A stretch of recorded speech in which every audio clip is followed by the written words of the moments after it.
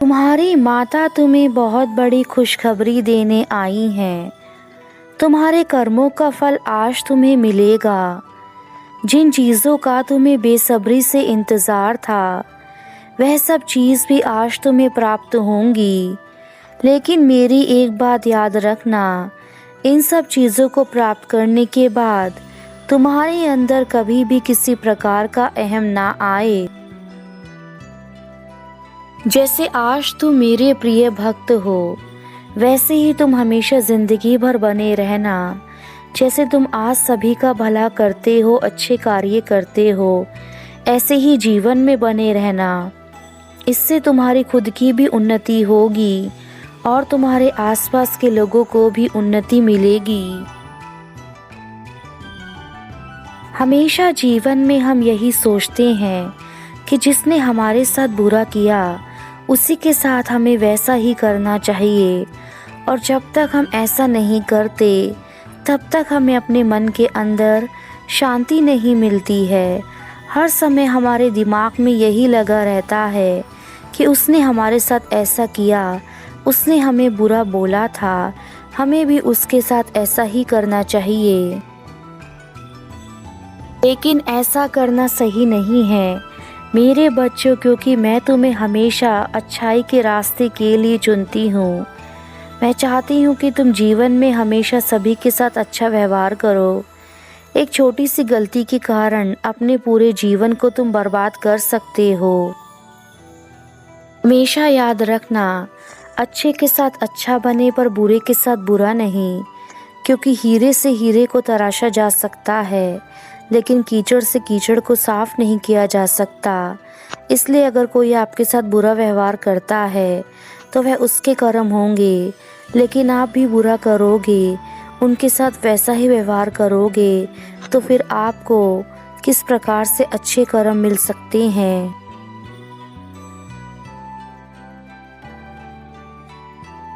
यह कलयुग की दुनिया है और इस दुनिया में हर कोई लोग मतलबी है, लेकिन आपको उनके जैसा नहीं बनना है। आपको हमेशा जीवन में सबकी मदद करनी है, अपने से बड़ों का आदर सत्कार करना है।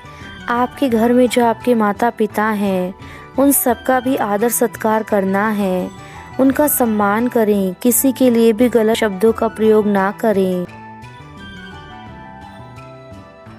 मैं जानती हूँ इस जीवन में धन की आवश्यकता सबको होती है, लेकिन धन यदि नमक की तरह होता है तो ज़रूरी होता है, मगर अगर ज़रूरत से ज़्यादा हो जाए तो ज़िंदगी का स्वाद भी बिगड़ जाता है, क्योंकि ज़्यादा धन आने पर इंसान को अहंकार हो जाता है और वह गलत रास्ते पर चलने लगता है। तुम्हें अपने दिल को हमेशा साफ रखना चाहिए, दूसरों का हमेशा सम्मान करना चाहिए, अच्छे कर्म करने चाहिए। अच्छे कर्म करोगे तो तुम्हारा आने वाला जीवन भी अच्छा होगा और तुम्हें जीवन में बहुत सारी खुशियाँ मिलेंगी। मेरे बच्चों, अगर आपने इस जीवन में पूजा अर्चना मेरी करी होगी, किसी का दिल नहीं दुखाया होगा, तो आपको मेरा वरदान ज़रूर प्राप्त होगा। मेरे बच्चे, मुझे धन की देवी कहा जाता है। मेरी कृपा जिस पर हो जाती है वह कभी भी दुखी और दरिद्र नहीं रहता है। जो मेरा सच्चा भक्त होता है उसको सुख संपत्ति, धन, ऐश्वर्य, वैभव सब कुछ प्राप्त होता है। मेरी कृपा जिस पर होती है वह पल भर में राजा से रंक और रंक से राजा बन जाता है। मैं यही चाहती हूँ कि सृष्टि के सभी मानव जन खुश रहें। इसमें मुझे तुम्हारी सहायता चाहिए और मैं अपने प्रिय भक्तों को यही कार्य देती हूँ जिन पर मुझे पूरा विश्वास होता है और जिनको मैंने अपनी शक्ति दी होती है। तुम वही मेरे प्रिय भक्त हो जो मेरे संदेश को सृष्टि के बाकी लोगों तक पहुँचा सकते हो और उनकी सहायता कर सकते हो। मेरे बच्चों, बस तुम्हें मुझ पर विश्वास रखना है और अपनी काबिलियत पर विश्वास रखना है कि तुम सभी कार्य कर सकते हो। चाहे कितनी भी विपत्तियां आएं, कितनी भी बाधाएं आएं, तुम्हें सारे कार्य करते जाना है। मेरे बच्चे, अपने से बड़ों का आशीर्वाद लो, उनका सम्मान करो, उनका नृत्य प्रति आदर करो। उनके आशीर्वाद से और अपने कर्मों से तुम अपने लक्ष्य पर पहुंच जाओगे। मेरे बच्चों, आज अपने दिल की बातों को मेरे सामने रख दो। तुम इतने परेशान क्यों हो जब तुम्हारी माता तुम्हारे साथ है? आज तुम अपनी माता को देखकर खुश हुए या नहीं? मेरे बच्चों, आज बात समझने की कोशिश करना। ज्ञान, कर्म एवं भक्ति, इन तीनों का संगम अगर आपके जीवन में है तो उससे बड़ा कोई तीर्थ नहीं है। मनुष्य गलतियों से सीखकर आगे बढ़ने का प्रयास करता है और बिना प्रयास किए उसको सफलता नहीं मिल सकती है। इसलिए अपने जीवन में प्रयास करते जाइए। जो मनुष्य इस डर से बैठ जाता है और कार्य नहीं करता है कि मुझसे गलती हो गई, मैं कोशिश भी नहीं करूँगा, तो उसको जीवन में कभी भी सफलता नहीं मिल सकती है। कष्ट और विपत्ति मनुष्य को शिक्षा देने वाले गुण हैं। जो साहस के साथ उनका सामना करते हैं वह जीवन में सफल हो जाते हैं। इसलिए कभी भी कष्ट और विपत्ति आने पर आपको परेशान नहीं होना चाहिए, बल्कि ऐसे में शांत मन से, धैर्य से, अपने परिवार के साथ सूझबूझ से उस विपत्ति से बाहर निकलने के उपाय सोचने चाहिए। मेरे बच्चों, आज एक बात जो मैं आपको बताना चाहती हूँ, उससे आपके जीवन में आपको सुख की प्राप्ति होगी। यदि आप दीर्घायु चाहते हैं तो भोजन आधा करें, जल दुगना पिएं, कसरत 3 गुना करें और हंसना 4 गुना करें। जिसने जीवन में इन चारों बातों को अपना लिया उसका जीवन स्वर्ग से भी ज़्यादा सुंदर हो जाएगा। आप जीवन में कभी भी अहंकार मत करना, क्योंकि अहंकार मनुष्य का सबसे बड़ा दुश्मन है। वह सोने के हार को भी मिट्टी बना देता है। आपको जीवन में कभी भी आलस नहीं करना चाहिए, क्योंकि आलसी व्यक्ति का ना तो कोई वर्तमान होता है ना ही भविष्य होता है, क्योंकि वह अपने सारे कार्य कल पर छोड़ देता है और वह कल उसके जीवन में कभी नहीं आता है, क्योंकि समय कभी भी किसी का इंतज़ार नहीं करता है, वह निरंतर गतिमान रहता है। जीवन में कोशिश करना हमारा कर्तव्य है। अगर हम कर्तव्य को पूरा नहीं करेंगे तो हम ईश्वर को गुनहगार नहीं ठहरा सकते हैं, क्योंकि जब तक आप अपने जीवन में कोशिश ही नहीं करेंगे तो भगवान को दोषी कैसे ठहरा सकते हैं कि आपने हमें जीवन में कुछ नहीं दिया। वह इंसान जीवन में कभी भी सुख प्राप्त नहीं कर सकता है जिसने कभी दूसरों को सुख देने के लिए कुछ कोशिश ही ना करी हो। अगर आप जीवन में अच्छे कार्य करना चाहते हैं तो इसके लिए कभी भी गलत उपायों का सहारा नहीं लेना चाहिए। मेरे बच्चों, तुम जो इतनी विकट परिस्थितियों से गुजर रहे हो उन्हें मैं अच्छे से समझ सकती हूँ।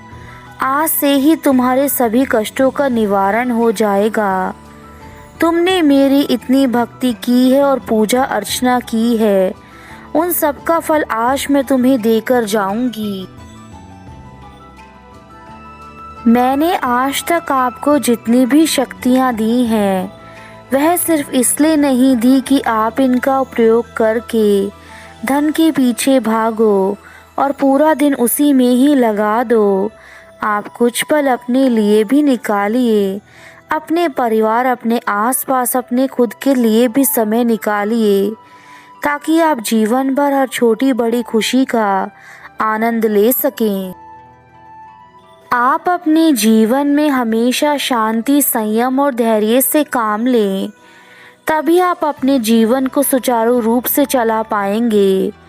मनुष्य जैसा सोचता है वैसा ही बन जाता है, इसलिए आप अपनी सोच अच्छी रखें ताकि आप एक अच्छे इंसान बन सकें। यदि कोई व्यक्ति शुद्ध और उत्तम विचारों के साथ बोलता है या काम करता है तो उसे जीवन में खुशियां ही मिलती हैं। यह खुशी उसकी परछाई की तरह उसका साथ कभी नहीं छोड़ती हैं। मेरे बच्चों, जीवन में आप भविष्य के बारे में सपना देखकर अपना समय बर्बाद मत करो। आज मैं तुम्हारे पास एक ऐसी शक्ति को भेजूंगी जो तुम्हारे जीवन में तुम्हारी सहायता करेगी। वह शक्ति किस रूप में होगी यह तुम्हें तभी ज्ञात होगा जब तुम्हारी उससे मुलाकात होगी। मेरे बच्चे, वह शुरुआत होने वाली है जिसकी प्रतीक्षा तुम्हें काफी समय से थी। मेरे प्यारे बच्चे, तुम्हारे जीवन का दूसरा अध्याय प्रारंभ होने जा रहा है जो तुम्हारे जीवन को एक नई दिशा देगा। अब एक नए चक्र के प्रारंभ होने से तुम्हारी मुलाकात उससे होगी जो ईश्वर की देन होगी। वह तुम्हें किसी भी रूप में मिल सकता है, किंतु मनुष्य के रूप में ही तुम्हें वह आज मिलेगा।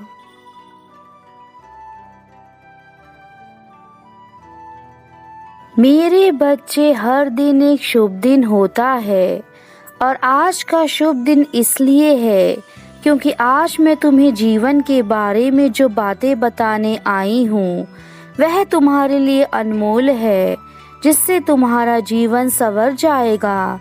इसलिए आज अपनी माता की बातों को ध्यान से सुनना।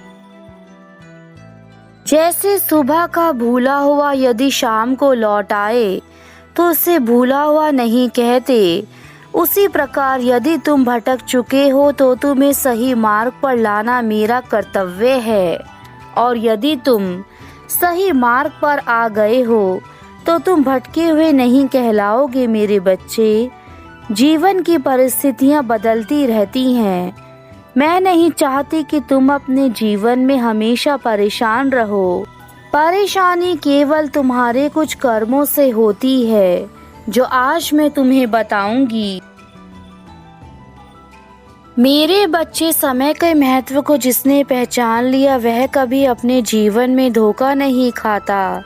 यदि तुम समय के अनुसार खुद को ढालोगे तो तुम्हें कभी परेशानी नहीं आएगी। यह याद रखना, समय सबसे बड़ा गुरु होता है जो तुम्हें सही ज्ञान का बोध करवाता है। इसलिए मेरे बच्चे, तुम्हें यह पता होना चाहिए कि समय का महत्व कितना अनमोल है। यदि तुमने मेरा संदेश आखिरी तक सुना है तो तुम मेरे सच्चे भक्त हो, क्योंकि मुझे केवल वही भक्त सुन सकते हैं जिनके अंदर धैर्य और मुझे सुनने की क्षमता है। तुम्हारा कल्याण हो मेरे बच्चे, सदा खुश रहो, सदा सुखी रहो, यही मेरा आशीर्वाद है।